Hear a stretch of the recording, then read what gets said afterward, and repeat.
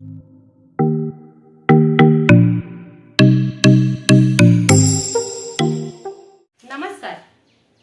आज आपण princess cut ब्लाउजचं cutting शिकणार आहोत. बऱ्याच वेळेस काय होतं, प्रिन्सेस कट ब्लाउज आपण कटिंग करतो, शिवतो, पण छातीमध्ये तो बसका बसतो आणि छातीच्या ठिकाणी तरंगतो.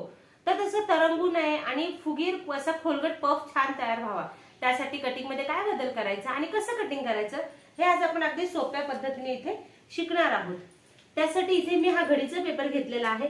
यात आपल्याला मागचा भाग, पुढचा भाग, दोन्ही भाग सोबत काढायचे आहेत. पॅटर्न सोबत काढल्यामुळे आपला कमी वेळामध्ये परफेक्ट पॅटर्न तयार होतो, म्हणून आपण घडीचे पेपर प्रत्येक वेळेस घेत असतो.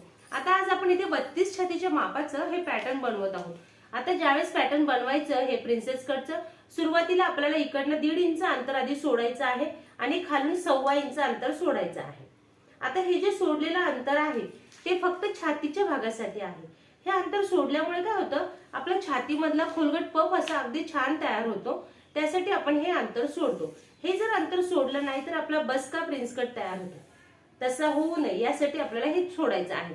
ज्यांची कप साईज अजिबात नाही त्यांनी नाही सोडलं तरी चालेल, पण कप साईज जर असेल, पफ मोठा असेल, छातीचा आकार गोलवा मोठा असेल तर हे अंतर सोडावंच लागतं.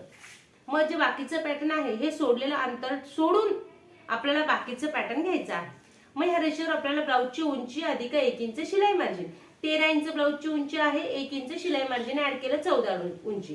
तुमच्या आवडीनुसार ती उंचीत बदल करू शकता. 14 असेल तर 1 इंच ऍड करून 15 इंच. त्यानंतर आपल्याला घ्यायची आहे सगळी शोल्डर मुंड्याची माप. शोल्डर आपण घेणार आहोत 5 इंच. सगळी माप आपल्याला चार्ट नुसार घ्यायची आहे, हे लक्षात घ्या. त्यानंतर मुंडा घ्यायचा आहे 5.25 इंच. हा बॉक्स तयार करायचा.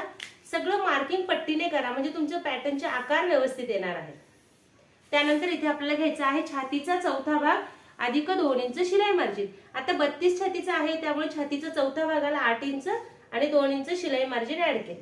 हे अंतर पट्टीने जोडून घेऊया.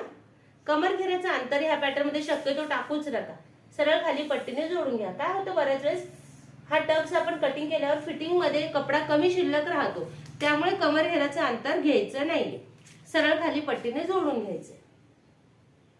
व्हिडिओ बघत असताना तुम्हाला काही अडचण वाटली, काही त्रुटी वाटल्या तर कमेंट करा, म्हणजे पुढच्या व्हिडिओमध्ये तो बदल केला जाईल. त्यानंतर मुंड्यांचे आकार द्यायचे. ह्या पॉइंट पासून बाहेरच्या बाजूला तिरकस असं आपल्याला टेप धरायचा आहे आणि 1.5 इंचावर मागच्या मुंड्याचा आकार द्यायचा आहे. आपली पॅटर्न काढण्याची पद्धत अगदी सोपी आहे, जेणेकरून शाळा न शिकलेल्या ताई पण अगदी परफेक्ट पॅटर्न बनवू शकतात. हा झाला मागच्या मुंड्याचा आकार. पुढच्या मुंड्याच्या आकारासाठी इकडे 1 इंचावर मार्किंग केलं आणि इकडे 1 इंचावर मार्किंग केलं. हे जे राहिलेलं अंतर आहे त्याचं आपण मध्य करणार आहोत आणि मध्यापासून 1/2 इंच मध्ये घेऊन आपल्याला हा पुढच्या मुंड्याचा आकार द्यायचा आहे. फक्त पॉइंट मॅच करायचे आहेत. हे झाले आपले दोन्ही मुंड्यांचे आकार देऊ. त्यानंतर गळाखोलीचं अंतर घेणार आहोत 2.25 इंच. आता जर तुम्हाला ही तयार शोल्डरची पट्टी छोटी हवी असेल तर गळाखोलीचं अंतर मोठं करा. पट्टी मोठी हवी असेल तर गळाखोलीचं अंतर छोटं करा. मात्र ह्या शोल्डरच्या मापात बदल करायचा नाहीये, तुम्ही ह्या गळाखोलीच्या मापात बदल करायचा आहे, हे लक्षात घ्या. ब्लाउज पुढच्या गळ्याची उंची आपल्या आवडीनुसार घ्यायची आहे.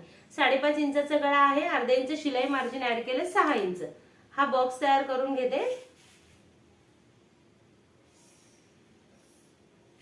कोपऱ्यात इथे आकार देऊन घेतला.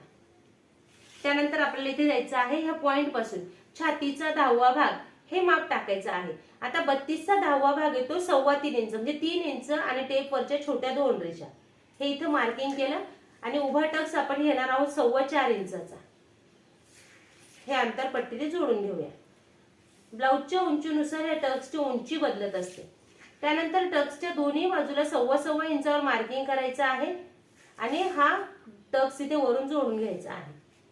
आता हे जे मार्किंग केलेलं आहे, आपला खोलगट छान पफ तयार व्हावा यासाठी हे टक्सचं मार्किंग आहे.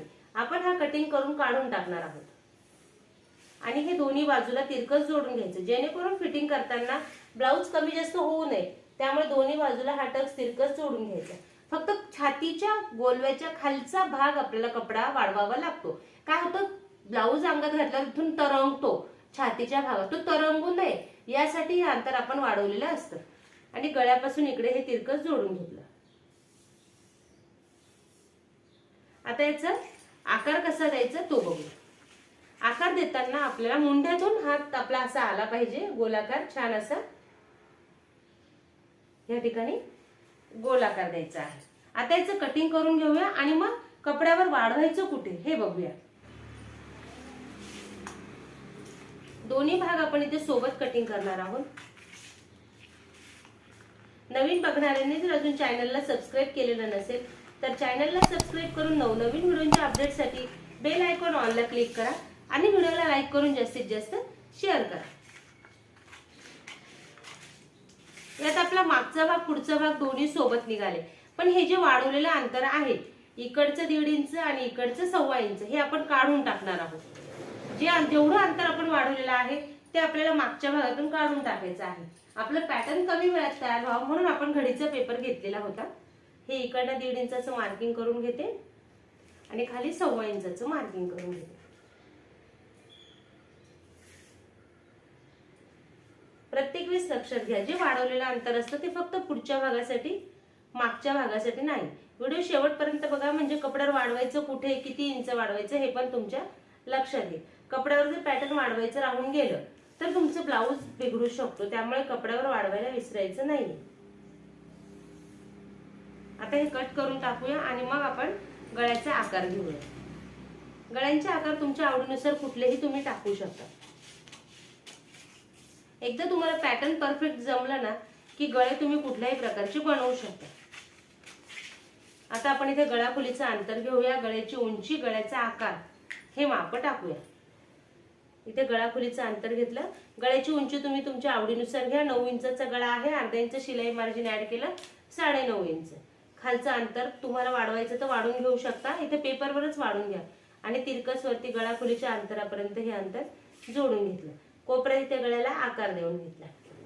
गळ्या आपल्याला हा टक्सचं शिवण करताना आपण तयार शोल्डरचा मध्य करून हा पॉइंट घेतला तरी चालेल, किंवा आडवा 3.5 इंच आणि उभा टक्स आपल्याला गळ्यापेक्षा 0.5 इंचाने कमी घ्यायचा आहे, म्हणजे उभा 4 इंच शिवण करायचं आहे।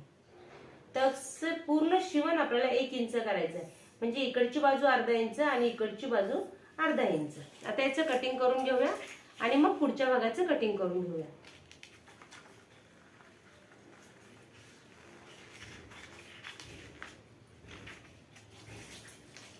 कटिंग तुम्हाला समजतंय का हे पण कमेंट मध्ये सांगत चला, म्हणजे मला पुढचा व्हिडिओ बनवताना एक नवीन उत्साह येतो आणि काय काहींना समजलं आहे नाही समजलं ते पुढच्या व्हिडिओमध्ये बदल केला जातो।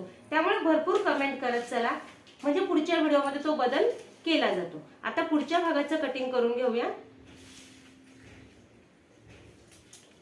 इथलं मुंडा, आपण मुंड्याचा आकार पहिले कट करून घेऊया। काय होतं, दोन्ही मुंड्यांचे आकार आपण इथे कापलेले असतात, त्यामुळे हे कापायला विसरायचं नाही। जर राहून गेलं तर तुमचं ब्लाऊज बिघडू शकतं। त्यानंतर गळ्याचा आकार कापून घेऊया। हे जे तिरकस आपण वाढवलेलं आहे काच बटन पट्टीच्या बाजूला ते पण कटिंग करून घेतलं। खालचं टक्सचं कटिंग करून घ्यायचं आहे। अगदी कमी वेळात हे ब्लाऊज शिवून होतं आणि याची शिलाई पण जास्त आहे। प्रिन्स कट ब्लाऊजची शिलाई जास्त आहे, कमी वेळात ह्या ब्लाऊजचं शिवण होतं। हे ब्लाऊज क्रॉस मध्ये कुठेही ठेवायचं नाहीये, उभ्यात किंवा आडव्यातच आपल्याला हे पॅटर्नचं कटिंग ठेवावं लागतं।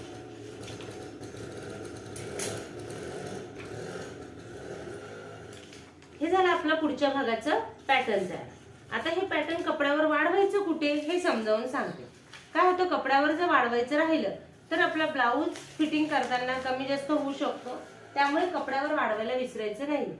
इकडची बाजू आणि इकडची बाजू पूर्ण ह्या गोलापासून पूर्ण ह्या पॉइंट पर्यंत, मुंड्यापासून खालच्या पॉइंट पर्यंत तुम्हाला शिवण्यासाठी जेवढा कपडा लागतोय 1.5 ते अर्धा इंच तेवढं कपड्यावर वाढवायचं आहे।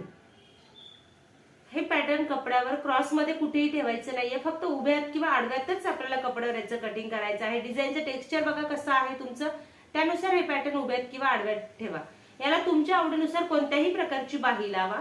सर्व प्रकारच्या बाह्यांचे व्हिडिओ आपल्या युट्यूबला अपलोड आहेत, उगाच वेळ का वाढवायचा म्हणून बाहीचा व्हिडिओ बनवलेला नाहीये।